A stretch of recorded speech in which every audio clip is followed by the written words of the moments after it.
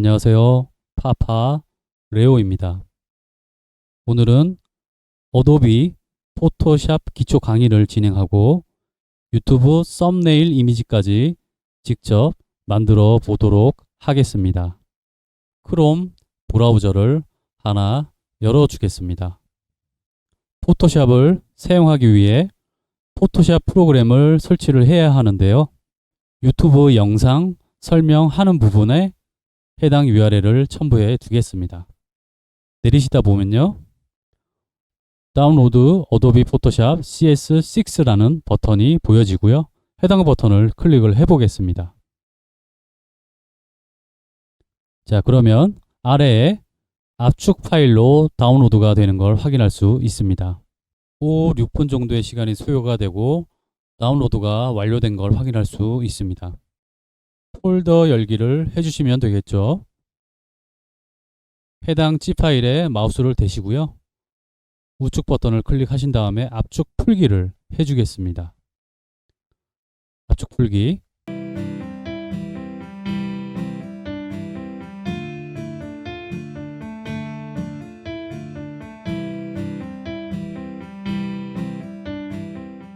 압축 풀기가 완료되면서 어도비 포토샵 CS6라고 하는 폴더가 보여집니다.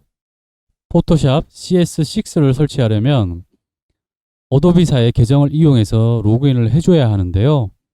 로그인 아이디가 없으실 경우에는 하단 네트워크 항목에서요. 마우스 우측 버튼을 클릭하신 후에 네트워크 및 인터넷 설정 열기를 클릭해 주시면 됩니다. 아답터 옵션 변경을 클릭을 해주시면 되겠죠. 자신이 사용하고 있는 네트워크에 마우스를 갖다 대시고요. 우측 버튼을 클릭하신 후에 사용 안함을 해주시면 됩니다.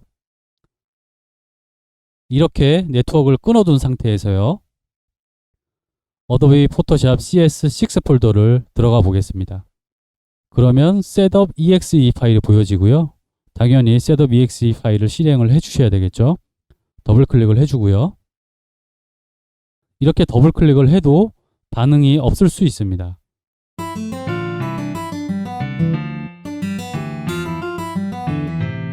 저처럼 더블 클릭을 해도 아무 반응이 없다라고 하면 마우스 우측 버튼을 클릭하신 후에 호환성 문제 해결을 클릭을 해주시면 됩니다.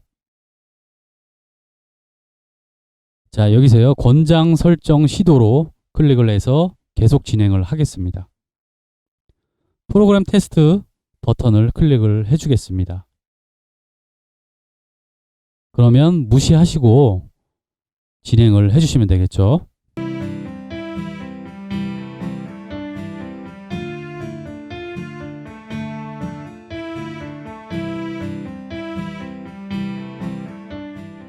자, 여기서요. 시험 사용을 클릭을 해주겠습니다. 그리고 동의를 해주셔야겠죠. 자, 포토샵은 64비트하고 그냥 32비트 두 가지를 설치할 수 있고요. 자신이 64비트만 사용을 하겠다라고 하면 64비트에만 체크를 해주시면 됩니다. 언어 같은 경우에는 잉글리시하고 일본어밖에 지원이 안 되기 때문에 잉글리시에 두시고 그냥 설치를 진행하시면 되겠죠.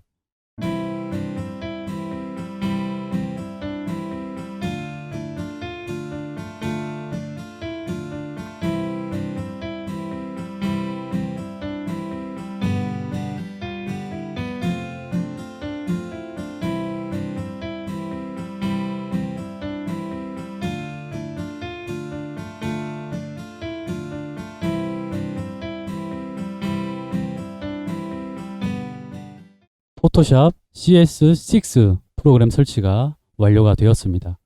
그럼 닫기를 눌러주시면 됩니다. 열려있는 모든 창을 닫아주시면 되겠죠.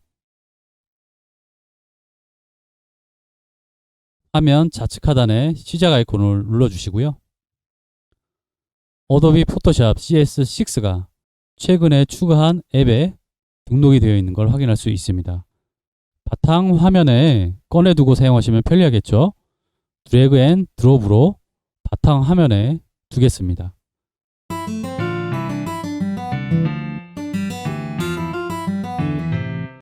포토샵을 이용을 해서 유튜브 썸네일 이미지의 글자를 조금 예쁘게 사용을 하고 싶다라고 하시면 포토샵에서 사용할 수 있는 폰트를 추가로 설치를 해 주셔야 합니다. 라이센스가 무료인 경우가 많으니까 잘 찾아보시고 등록을 해주시면 되고요. 폰트 설치하는 방법을 알려드리기 위해서 다운로드를 해서 한번 설치를 해 보겠습니다. 크롬 브라우저를 실행시켜 주시고요. 네이버 폰트라고 검색어를 입력해 주신 후에 엔터를 쳐주시면 됩니다. 제일 위에 나눔 글꼴 다운로드라고 보여지거든요. 클릭을 해주시고요. 네이버에서 개발한 글꼴 모음 설치하기를 클릭을 해주시면 되겠죠. 여기서 윈도우즈용으로 다운로드를 해주겠습니다. C 파일로 다운로드가 완료가 됐고요. 폴더 열기를 통해서 확인을 해보겠습니다. 네이버 나눔 폰트를 압축을 해제를 해주셔야겠죠. 마우스 우측 버튼을 클릭하신 후에 압축 풀기를 실행해 주시면 됩니다. 압축 풀기. 그러면 지금 네이버에서 제공해주는 아주 다양한 폰트들이 들어가 있는 걸 확인할 수 있습니다. 확장자명은 TTF입니다.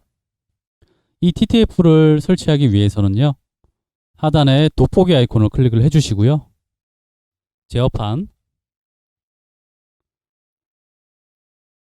제어판 항목으로 들어가시게 되면 글꼴이라고 하는 메뉴가 보여집니다. 글꼴 메뉴를 클릭을 해주시고요. 자, 그리고 우리가 다운받았던 TTF 파일을 모두 선택을 하신 후에 마우스로 제일 위에 걸 하나 찍어 주시고요. 그리고 내리신 다음에 Shift 키를 누른 상태에서 제일 마지막 거를 한 번 더 마우스로 클릭을 해주면 됩니다. 그러면 이렇게 모두 선택이 되고요.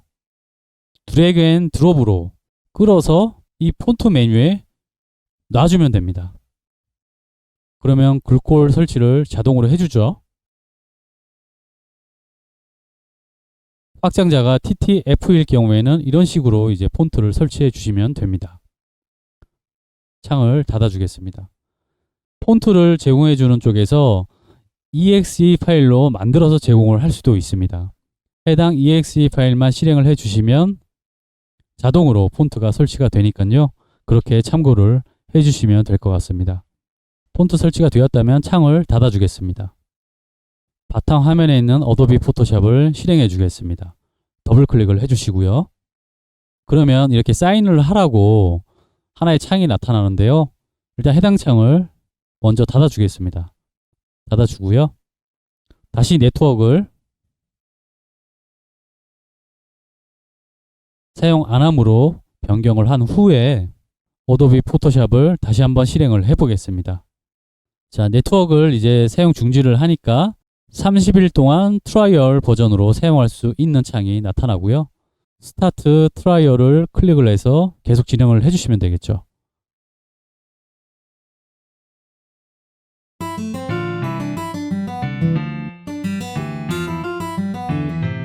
어도비 포토샵 CS6 프로그램이 열렸습니다. 포토샵 제일 상단에는 메뉴가 보여집니다. 포토샵에서 사용할 수 있는 모든 메뉴들이 상단에 위치해 있습니다. 바로 밑에 보여지는 이 라인과 같은 박스가 바로 속성창입니다. 그리고 바로 좌측에 도구 모음 박스가 보여집니다. 제일 위에는 무브 툴이라고 해서 마우스 모양으로 생겼잖아요. 선택할 수 있는 도구이고요. 선택을 하고 선택된 부분을 움직여 줄 수 있는 도구라고 생각을 하시면 됩니다. 실제로 가장 많이 사용을 합니다. 그리고 바로 밑에 네모 박스처럼 생긴 렉탱귤러 툴이 보여집니다. 자, 보세요. 아까 전에 이 무브 툴을 클릭했을 때 속성창이 바뀌죠. 렉탱귤러를 클릭을 하면 렉탱귤러에 해당되는 속성으로 변경되는 걸 확인할 수 있습니다. 그리고 그 밑으로는 올가미 모양처럼 생긴 라조 툴이 보여집니다. 자, 클릭을 했더니 또 속성창이 변경이 되죠. 그리고 그 밑으로는 퀵 셀렉션 툴이 보여지고요. 브러쉬 모양처럼 생겼어요. 클릭을 해보면 역시나 속성창이 변경된 걸 확인할 수 있습니다. 바로 밑으로는 클럽이라고 하는 툴이 보여집니다. 동일하게 속성창이 변경된 걸 확인할 수 있습니다. 그 밑으로는 아이드라퍼 툴이라고 하는 스포이드 도구도 보여집니다. 자, 그 밑으로는 스팟 힐링 브러쉬 툴이 보여지고요. 그리고 그 밑으로는 브러쉬 툴이 보여집니다. 그리고 클론 스탬프 툴이 보여지고요. 히스토리 브러쉬 툴, 이레이저 툴, 그라디엔트 툴, 블러 툴, 다지 툴이 보여지고요.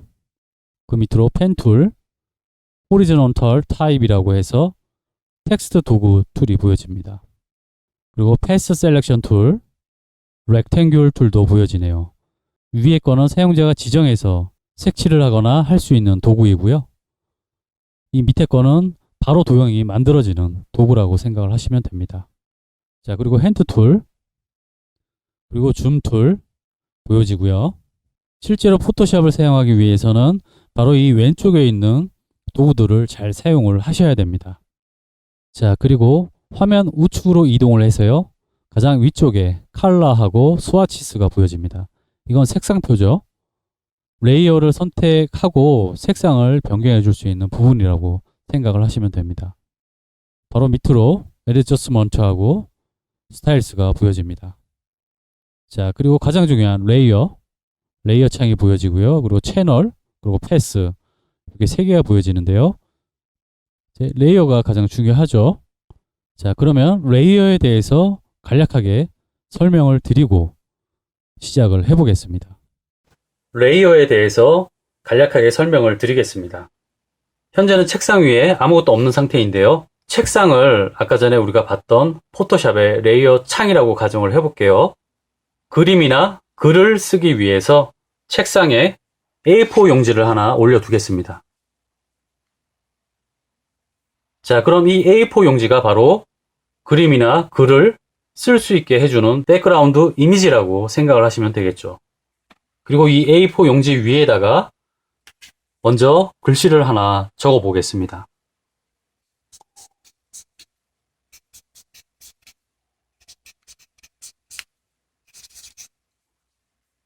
A4 용지 위에 텍스트라고 하는 레이어가 하나가 추가가 된 겁니다. 자, 이번엔 네모 용지를 하나 별도로 준비를 해 보겠습니다. 그리고 이 네모 용지 위에 마구 그림을 그려볼게요. 낙서를 해볼게요.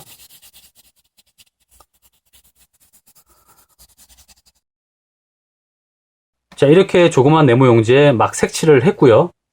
그리고 다시 책상 위에 올려보겠습니다. 그러면 이 자그마한 네모 용지가 이 펜 위에 올라가 있게 되는 걸 확인할 수가 있죠.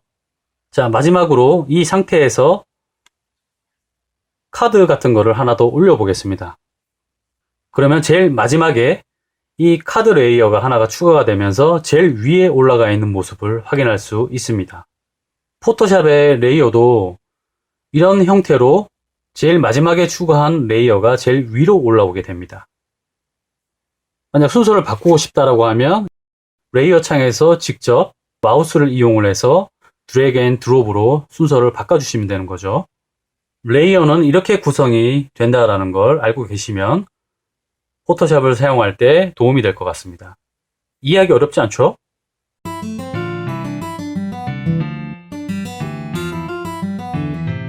자, 여기까지 이해가 되셨다면 지금부터는 유튜브 썸네일 이미지를 직접 만들어 보겠습니다. 백그라운드 이미지는 자신이 촬영한 영상에서 가장 핵심이 되는 부분을 캡처를 해서 사용을 하시면 됩니다. 해상도만 잘 확인해 주시면 되는데요. 보통은 1920 곱하기 1080 픽셀로 작업을 많이 하시는데요. 상황에 따라서는 1280 곱하기 720 픽셀로도 작업하는 경우가 있을 겁니다. 저의 경우에는 1280 곱하기 720 픽셀로 작업을 해보겠습니다.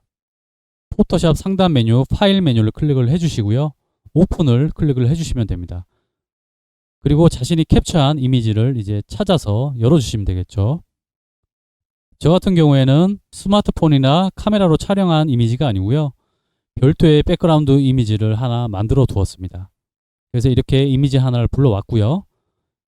이미지의 해상도를 보기 위해서는 상단 이미지 메뉴에 이미지 사이즈라고 하는 메뉴를 클릭을 해보시면요. 1280에 720이라고 하는 사이즈를 볼 수가 있습니다. 만약 1920에 1080 해상도를 사용하고 있는데 좀 사이즈를 줄이고 싶어요. 그럼 이곳에서 이제 줄이시면 됩니다. 1920에 1080으로 일단 되어 있다라고 가정을 해볼게요. 이 상태에서요, 이미지 메뉴를 다시 클릭을 해주시고요. 이미지 사이즈, 위드스를 1280으로 변경을 해주게 되면 하이트는 자동으로 이제 변경이 되어지고요. 그 부분은 바로 이 Constraint, Proportions 이 메뉴에서 체크가 되어 있을 경우에 비율로 제한을 할 수가 있습니다.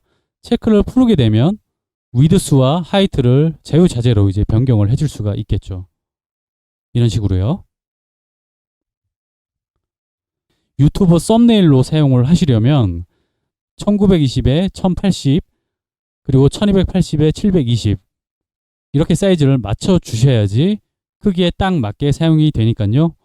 해당 사항은 참고를 해주시면 될 것 같습니다. 저는 그럼 다시 1280으로 돌려놓고요. 자, 그리고 화면 우측에 레이어 창을 보시게 되면 지금 백그라운드라고 레이어가 하나가 추가된 걸 확인할 수 있습니다. 보이시죠? 그럼 이번에는 텍스트를 한번 입력을 해보겠습니다. 도구 모음에서 T라고 되어 있는 부분으로 이제 변경을 해주고요. 자신이 원하는 글꼴 선택을 해주시면 되겠죠.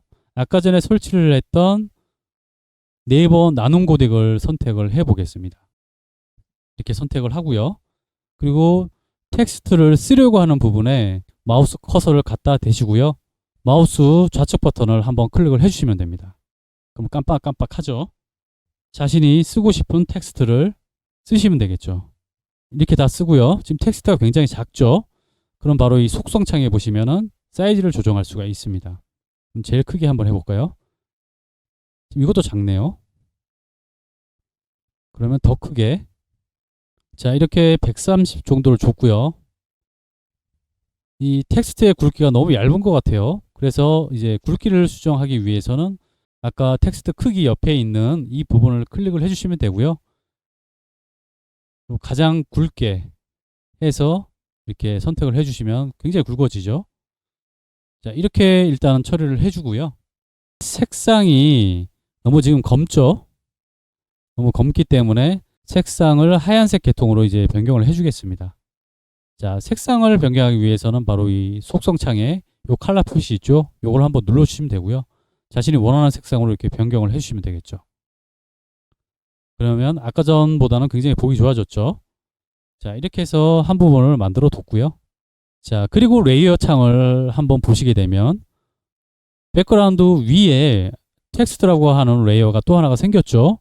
이렇게 레이어 창에 차곡차곡 추가된 레이어들이 이제 생성이 되게 됩니다. 두 번째 텍스트를 한번 적어 보겠습니다.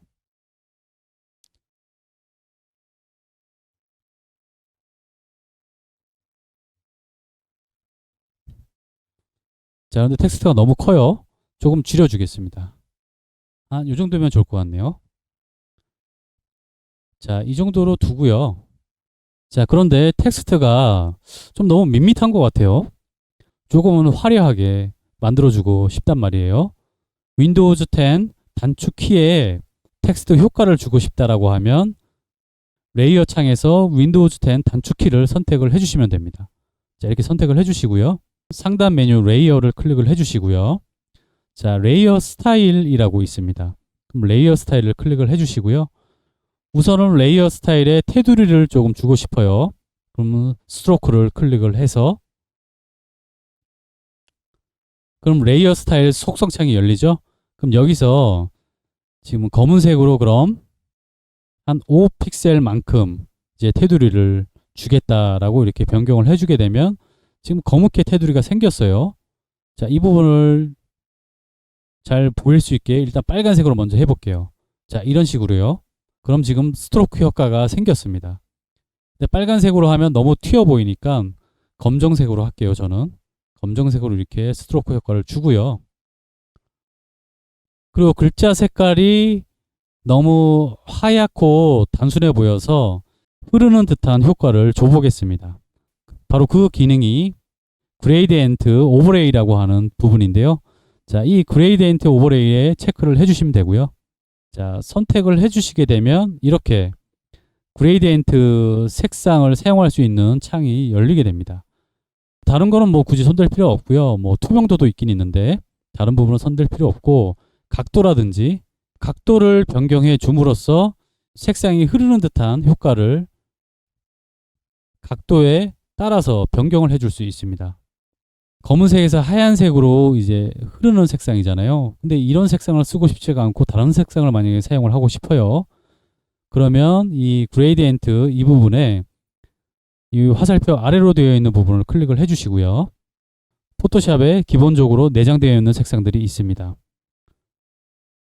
하나씩 눌러보시고 마음에 드는 색상을 쓰셔도 되고요. 저는 이 색상으로 한번 사용을 하면 될 것 같고요. 이 포토샵에서 제공해주는 색상이 아니라 자신이 원하는 색상이 있을 거 아니에요. 자신이 원하는 색상이 분명히 존재를 하겠죠. 자, 그럴 경우에는 자, 일단 OK를 해줄게요. 여기는 이렇게 OK를 해주고요. 지금 이 도구 모음 쪽에 보시면은 색상이 두 가지가 있어요. 그럼 첫 번째 색상을 먼저 눌러서 자신이 원하는 색상을 하나 선택을 해주시고요. 그리고 바로 밑에 있는 두 번째 하얀색 색상도 클릭을 해서 자신이 원하는 색상으로 또 한 번 선택을 해주시면 됩니다. 자, 그러면 이 색상에서 이 색상으로 흐르게 되는 거고요, 지금. 자, 이렇게 둔 상태에서 이 색상을 만들었던 그 레이어 스타일 창을 다시 열어주면 되는데요. 이 메뉴에서 할 필요 없이요. 레이어 창에 보시면은 윈도우 10 단축키 옆에 FX라고 하는 아이콘이 하나가 있습니다. 해당 아이콘을 더블 클릭을 해주시면 됩니다. 그럼 이전에 우리가 설정을 했던 레이어 스타일 창이 이렇게 나타나게 되고요. 자, 그러면 그레이디엔트 오버레이 메뉴를 클릭을 해주시고 이 그레이디엔트 부분에 아래 화살표를 눌러서 색상 이제 표를 보시게 되면 제일 앞쪽에 지금 지정을 했던 색상이 이제 보여지게 되고요. 해당 색상을 한번 클릭을 해주세요. 해주시고요. 그럼 이렇게 반영이 되죠, 지금. 자, 이 상태에서 우측에 보시면 톱니바퀴 모양이 있거든요. 이 톱니바퀴 모양의 아이콘을 클릭을 해주시고 New Gradient 이 메뉴를 클릭을 해주시고 바로 OK만 해주시게 되면 지금 바로 직전에 만들었던 색상이 가장 끝으로 이렇게 추가된 것을 확인할 수가 있습니다. 그러면 여러 가지 색상을 자기가 쓰고 싶은 색상을 만들어 두시고 바로 선택만 해서 사용을 해주시면 되겠죠. 자, 이렇게 사용을 하시면 되고요. 자, 그러면 이 파란색으로 한번 사용을 해볼게요. 그랬더니 이 테두리가 검정색이 너무 좀 또 진하니까 눈에 잘 안 들어오네요. 자, 그럴 땐 스트로크 메뉴를 다시 클릭을 해주시고요. 이 컬러에서 하얀색으로 이제 변경을 해주시면 되겠죠. 그러면 조금 보기 좋아졌죠. 자, 이렇게만 해둘게요. 저는 하얀색 테두리 부분에 약간 그림자를 줘서 조금은 눈에 더 잘 들어오게 해주겠습니다. 그 그림자의 효과가 드랍 섀도우라고 하는 제일 끝에 있는 메뉴고요. 체크를 해서 클릭을 해주시게 되면 하얀색 테두리 밑에 검정색 그림자가 생긴 걸 확인할 수 있는데요. 잘 안 보이시죠? 자, 검정색 테두리가 지금 보이긴 하는데요. 너무 희미하게 보여서 조금 더 밝게 한번 해줘 보겠습니다.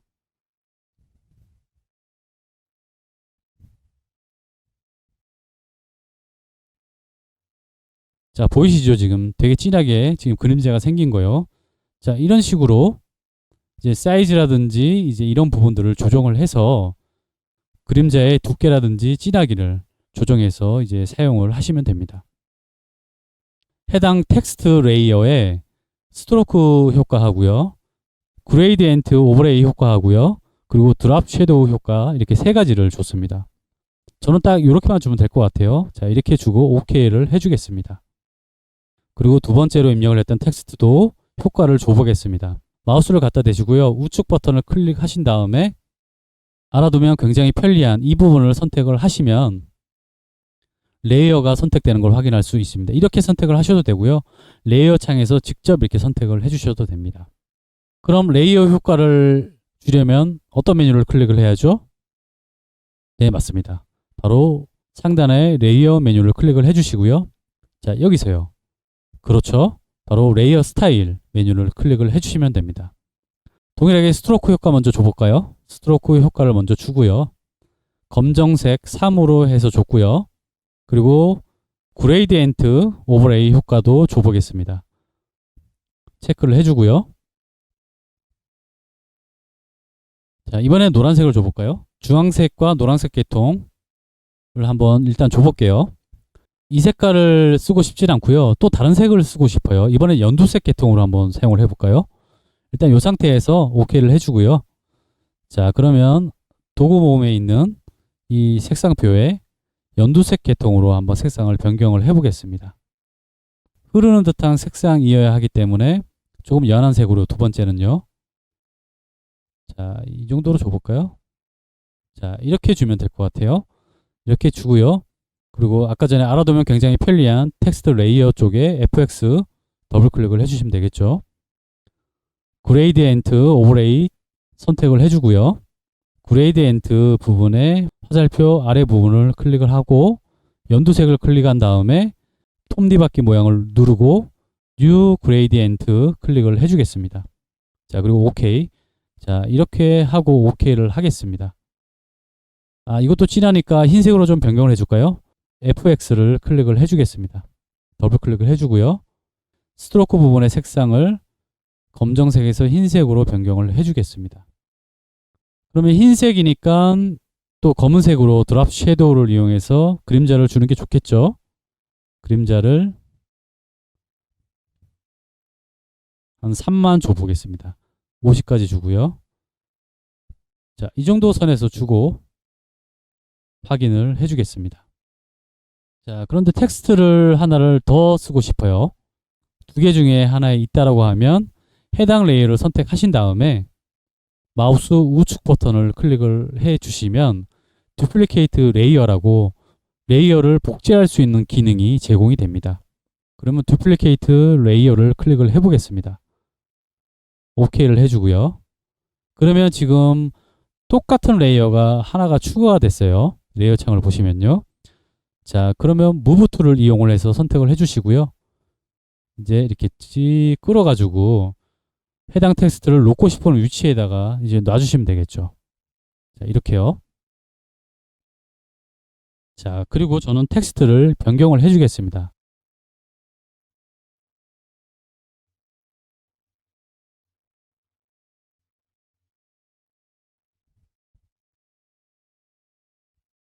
사이즈를 좀 줄여주고요. 더 줄여야 되겠네요. 이 정도 사이즈면 될 것 같아요. 자, 그리고 정렬을 우측으로 하고 싶어요. 그러면 이 텍스트 이 상태에서요. 정렬을 우측으로 선택을 해주시면 됩니다. 무브 툴을 다시 해서 다음 라인에 텍스트를 넣어도 우측으로 정렬되는 걸 확인할 수 있습니다.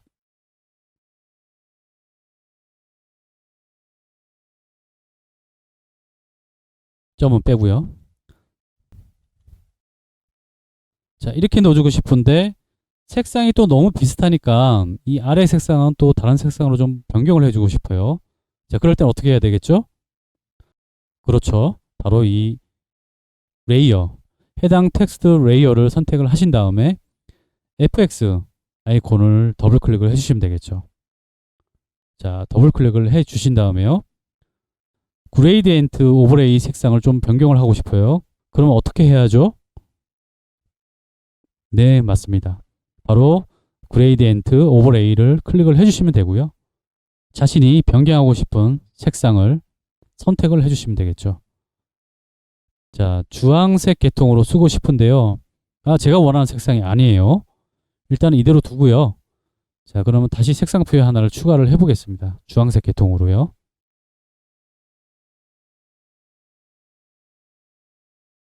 자, 이 정도 색이면 괜찮을 것 같아요.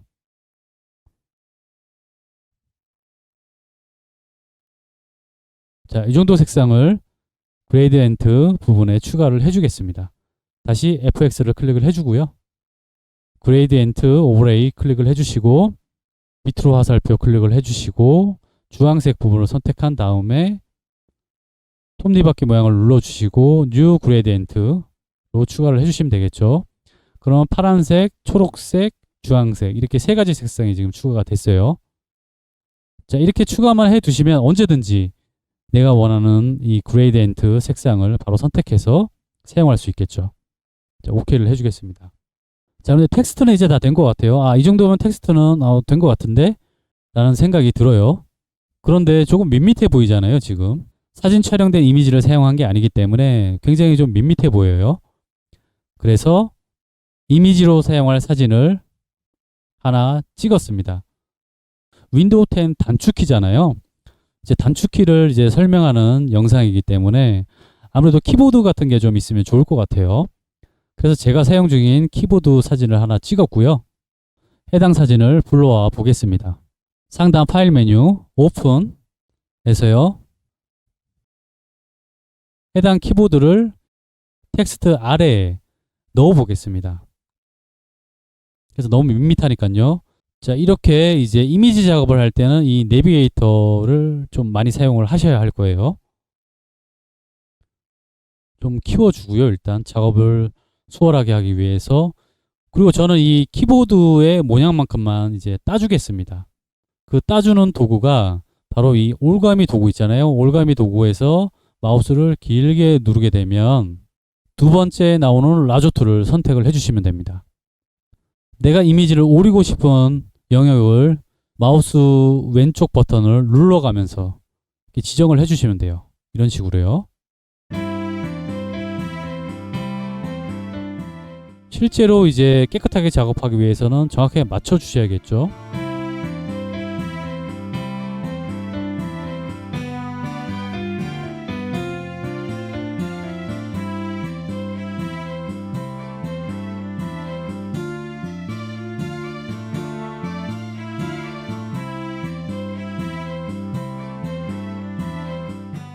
자, 이 정도만 해서 제일 처음에 시작점을 찍었던 부분까지 도달을 하게 되면 이렇게 선택이 됩니다. 그럼 이 상태에서요. 컨트롤 C 키를 눌러서 복사를 해주고요. 파일 메뉴에 U를 클릭을 해주시고 어떤 사이즈의 어떤 해상도로 화이트일 경우에는 백그라운드가 화이트로 나오는 거고요. 트랜스페어런트라고 하는 이 투명한 부분을 사용을 해서 새로 만들어 주시면 깨끗하게 이 키보드 오린 부분만큼만 적용을 해줄 수가 있습니다. 백그라운드 컨텐츠 부분만 트랜스페어런트를 선택을 하신 다음에 OK를 해주시면 되겠죠. 자, 그리고 컨트롤 V. 그럼 아까 전에 오렸던 키보드가 그대로 왔죠. 자, 좀 작업이 덜 됐네요. 그럼 확대를 다시 해주시고요. 이렇게. 자, 이 부분도 마저 오려주겠습니다. 컨트롤 플러스 X키를 누르면 삭제가 됩니다. 자, 이렇게요. 단축키는 알아두셔야 할 필요가 있어요. 단축키를 많이 사용하거든요. 자, 컨트롤 플러스 X로 삭제를 해주고요. 단축키의 경우에는 메뉴를 하나씩 눌러보시게 되면 자, 메뉴 우측에 이렇게 컨트롤 플러스 N, O 이렇게 있거든요. 이 부분이 실제 단축키입니다. 에디트 부분이었죠. 자, 컷의 경우에는 컨트롤 X, 그렇죠? 복사의 경우에는 컨트롤 C, 그리고 페이스트 붙여넣기의 경우는 컨트롤 V. 메뉴에 대한 단축키를 다 확인할 수 있으니까요. 이렇게 메뉴에서 확인을 해 보시고 단축키를 생활을 하시는 게 좋겠죠. 자, 그럼 다 됐나요? 네, 잘렸죠? 자, 이 밑에 부분도 뭐가 좀 남아있네요. 자, 이 밑에 부분도 동일하게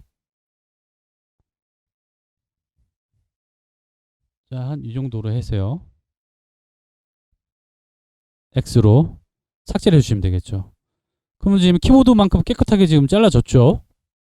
자, 이거를 이제 선택을 하신 다음에 다시 이 도구 바로 밑에 있는 렉탱귤러 툴을 선택을 해서요. 이 마우스로 이제 끌어주시면 됩니다. 이렇게요. 드래그를 해주시면 되는 거예요. 드래그를. 이렇게 해서 컨트롤 C로 복사를 해주시고요. 아까 전에 작업을 했던 이미지로 다시 되돌아가세요. 자, 여기서 레이어를 바로 이 백그라운드 위에 올리겠습니다. 그럼 백그라운드를 선택을 해주시면 됩니다. 이렇게 백그라운드를 선택을 해주시고요. 여기서 컨트롤 V를 하겠습니다. 이것도 굉장히 크죠, 지금. 1280의 넓이인데 해당 키보드는 지금 3000 크기인가요? 이미지 사이즈를 보면 지금 3944네요. 너무 크죠? 자, 그러면은요. 바로 이전에 붙여넣기를 했잖아요. 이 키보드 부분을 선택을 해주시고요. 상단 에디트라고 하는 메뉴가 보입니다. 그러면 메뉴 중에 프리 트랜스폼이라고 있어요. 자, 컨트롤 플러스 T죠. 레이어에다 대시고 컨트롤 플러스 T를 눌러주시게 되면 확대를 하거나 축소를 할 수 있는 부분이 보여져요. 끝부분을 하나 대시고 Shift 키를 누른 상태에서요. 쭉 끌게 되면 이렇게 축소가 됩니다. 지금 이미지가 너무 커요. 자, 계속 이렇게 해주셔도 되고요.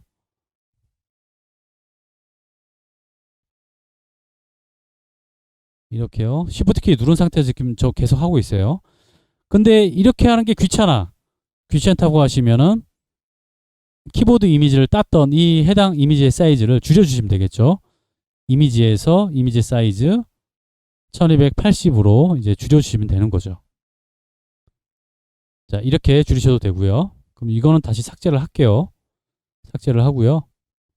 자, 1280으로 사이즈를 줄인 키보드를 다시 복사를 해서 컨트롤 C로 이 레이어 창에 백그라운드에 마우스를 갖다 대고 컨트롤 V로 키보드를 붙여주면 되겠죠. 자, 그런데 이렇게 너무 올바르게 있으니까 좀 보기가 좀 그런 것 같아요. 그래서 조금 회전을 해주고 싶어요. 자, 그랬을 때 아까 전에 선택했던 에디트 메뉴에 프리 트랜스폼을 다시 한번 클릭을 해주시면 되고요. 각이 진 끝부분에 마우스를 갖다 대시면 이렇게 왼쪽에서 아래쪽에서 왼쪽으로 이렇게 화살표 방향이 생겨요. 이 상태가 됐을 때 마우스 좌측 버튼을 클릭을 하신 다음에 돌려주시면 됩니다. 이렇게 회전이 되죠, 지금. 키보드가요. 자, 이런 식으로요. 자, 더 키우고 싶을 때는 모서리 부분에 마우스를 대시고요. 이제 Shift 키를 누른 상태에서 이렇게 키우시면 되는 거죠. 자, 이렇게요. 저는 이렇게 해주겠습니다. 그래도 없을 때보다는 좀 난 것 같아요. 이제 이렇게 위치해 둔 상태에서 도구 메뉴에 아무거나 클릭을 해주시게 되면 적용을 하겠느냐라고 창이 이제 뜨거든요. 그럼 여기서 적용을 하겠다라고 해주시면 되죠. 그럼 이제 적용이 됐죠. 그런데 아직도 뭔가 좀 부족해 보여요.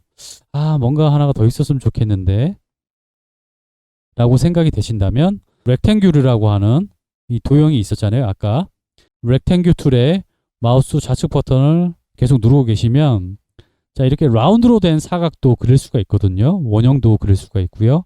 자, 그럼 라운드로 된 부분을 선택을 해주겠습니다. 선택을 해주고요. 색상은 지금 파란색 계통, 초록색, 주황색 계통을 사용을 했으니까 색상표를 눌러서 보라색 계통을 좀 써볼까요? 그럼 보라색 계통으로 한번 써볼게요. 렉탱귤 툴 선택을 해주고요. 내가 넣고 싶은 크기만큼 마우스 왼쪽 버튼을 누른 상태에서 찌 끌어주시면 됩니다. 자, 이런 식으로요. 라운드가 된 사각형이 하나가 만들어졌죠. 자, 근데 위치를 이제 조금 변경을 해줘야 되니까 무브 툴을 이용을 해서 움직여 주시면 되겠죠. 자, 이렇게 두겠습니다. 이렇게 두고요. 사각형 안에 이제 텍스트를 하나 넣고 싶어요. 기존에 만들어 두었던 텍스트를 이용을 해볼게요. 바로 이 부분의 텍스트를 이용을 해서 자, 그럼 레이어 창에 마우스 우측 버튼을 갖다 대시고 뭐였었죠? 네, 맞습니다. 바로 듀플리케이트 레이어를 복제를 해주면 되죠. 그래서 OK를 해주시고요. 자, 근데 글자가 너무 길죠? 자, 저는 여기에 단축키라고 넣겠습니다. 자, 이런 식으로요. 그런데 밑에 사각이 있기 때문에 그레이디엔트 효과는 별로 좋아 보이지 않아요. 자, 그러면 해당 레이어에 FX를 누른 다음에 자, 그레이디엔트 오버레이는 체크를 해제를 해주고요. 스트로크 효과도 별로 그렇게 좋아 보이질 않아요. 스트로크도 빼주겠습니다. 이렇게 하니까 좀 괜찮아졌네요. 그러면 드랍 섀도우가 너무 좀 진한 것 같아요. 좀 연하게 해주고요. 그리고 두께도 조금 더 얇게 해주겠습니다. 그림자의 두께도 이런 식으로요. 이 정도면 될 것 같아요.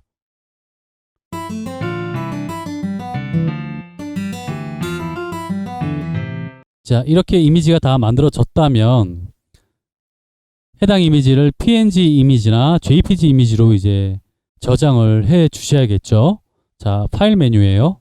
Save for Web를 하시면 되는데 이 부분에 지금 에러가 생기더라고요. 그래서 Save for Web로 하셔서 PNG나 JPG로 저장을 하셔도 되고요. 자, 이렇게 저처럼 에러가 생기실 경우에는 파일 메뉴에 Save as 메뉴를 클릭을 해서 저장을 해주시면 됩니다.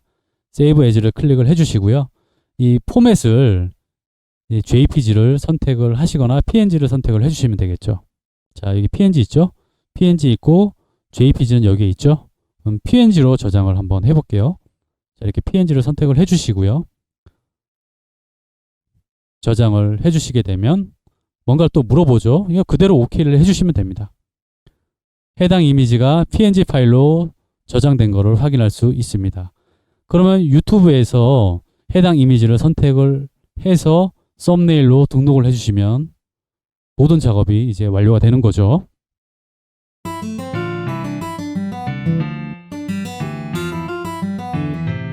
지금까지 백그라운드 이미지, 그리고 키보드 이미지, 사각 박스,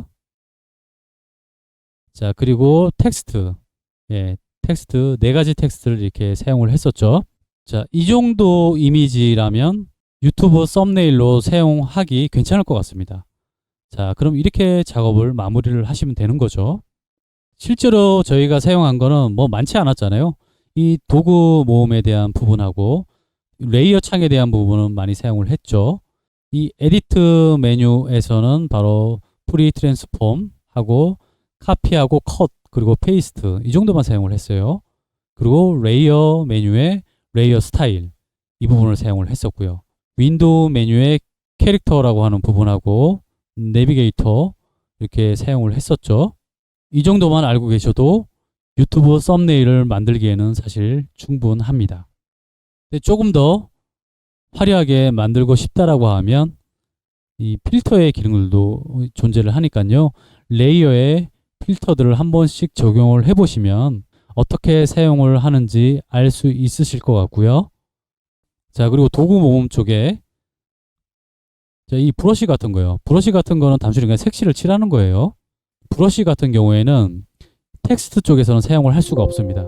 텍스트에는 사용을 하실 수가 없고요. 이미지 위에서만 사용이 가능합니다. 그래서 백그라운드 이미지나 키보드 이미지를 선택을 한 상태에서 이렇게 색칠을 하게 되면 색칠을 할 수가 있는 거죠. 자, 컨트롤 Z로 취소를 해주고요.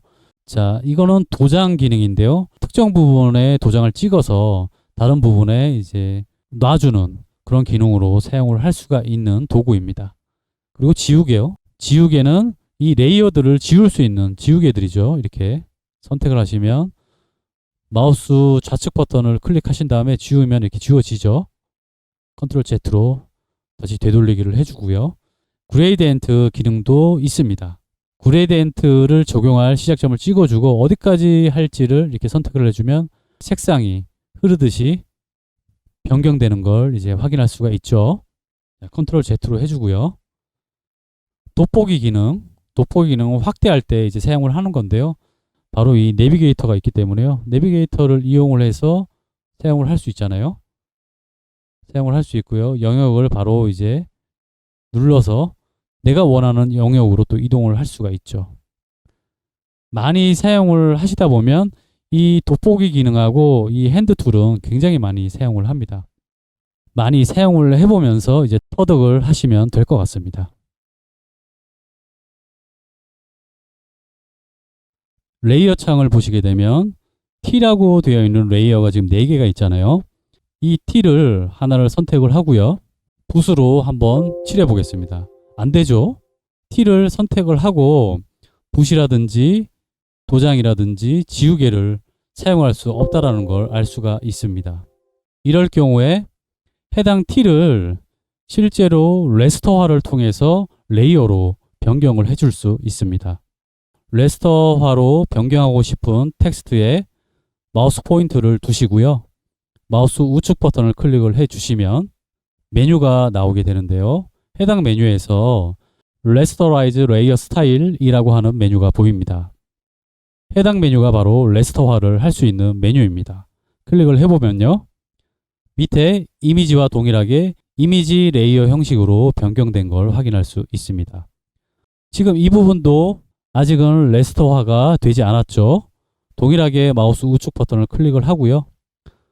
레스터라이즈 레이어를 클릭을 해주겠습니다. 그럼 동일하게 이렇게 레스터화가 되었다라는 것을 알 수 있습니다. 자, 그런데 텍스트의 경우에는 굳이 이렇게 변경을 해줄 필요가 없죠. 이렇게 한번 레스터화로 변경을 해주고 나면 텍스트를 수정하거나 할 때 사용할 수가 없습니다. 자, 그렇기 때문에 텍스트는 그냥 두시면 되는 거고요. 텍스트가 하나, 둘, 세 개의 텍스트가 있잖아요. 어느 정도 거리를 두고서 이렇게 세 개의 텍스트를 작성을 했단 말이죠.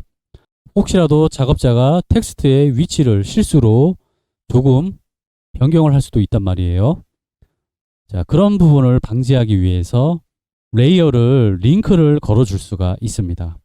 쉽게 말씀드리면 텍스트 3개가 하나의 텍스트로 움직이게 해주는 기능입니다. 우선 링크를 할 텍스트를 하나를 선택을 해주고요. 그리고 컨트롤 키를 누른 상태에서 링크를 함께 할 텍스트를 눌러주시면 됩니다. 4개를 눌러볼게요. 이렇게 4개를 누르고요. 컨트롤 키를 누른 상태에서 이렇게 4개의 텍스트 레이어를 클릭을 해줬고요. 4개의 색깔이 바뀐 걸 확인할 수 있죠. 이 상태에서 밑에 보시면 링크 레이어라고 하는 아이콘이 있습니다. 해당 아이콘을 클릭을 한번 해주시면 되죠. 자, 이렇게 클릭을 해주시면 이후부터는 해당 텍스트가 한 몸으로 이렇게 움직일 수 있습니다. 그런데 또 위치를 조금 변경해 주고 싶어요. 알아두면 굉장히 편리한 이 부분을 변경을 하려고 한다라고 하면 그 부분에 이제 마우스 포인트를 갖다 대시고요. 아까 전에 링크 레이어를 해줬던 단추를 한 번만 더 눌러주시면 됩니다. 그러면 이 부분만 이제 풀리게 되는 거죠. 자, 이렇게 사용을 하시면 되고요. 지금 같은 경우에는 레이어 항목이 그렇게 많지가 않잖아요. 근데 만약에 레이어 항목이 굉장히 많아질 경우에는 이 레이어들을 쉽게 관리하기 위해서는 폴더를 만들어서 관리를 해주면 좋습니다. 하단에 보시면 이렇게 폴더 모양의 아이콘이 있죠. 폴더 모양의 아이콘을 하나 눌러주시고요. 그러면 그룹이라고 해서 하나가 생성이 됐을 거예요. 이 그룹에 더블 클릭을 해서 이름을 변경해 줄 수 있습니다. 그러면 텍스트라고 변경을 해줄게요. 그리고 텍스트에 관련된 거는 해당 그룹에 이제 넣어주시면 되겠죠. 이렇게.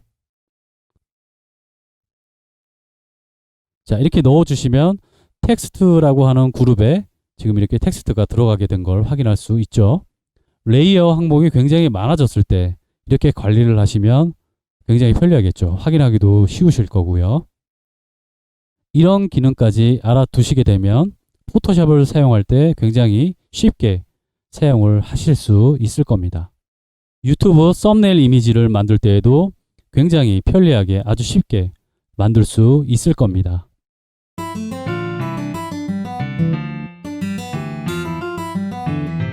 포토샵은 이렇게 어렵지 않게 사용이 가능하고요. 내가 원하는 멋진 유튜브 썸네일 이미지 화면을 만들 수 있습니다. 보기 좋은 이미지가 클릭 수도 높일 수 있을 것이라고 생각이 되고요. 오늘 포토샵을 이용해 유튜브 썸네일 이미지 만드는 기초 강의를 진행해 보았습니다. 영상이 마음에 드셨다면 구독과 좋아요 부탁드리겠습니다. 파파레오 세 번째 BGM 댄스 올 1을 들으면서 마치도록 하겠습니다. 감사합니다.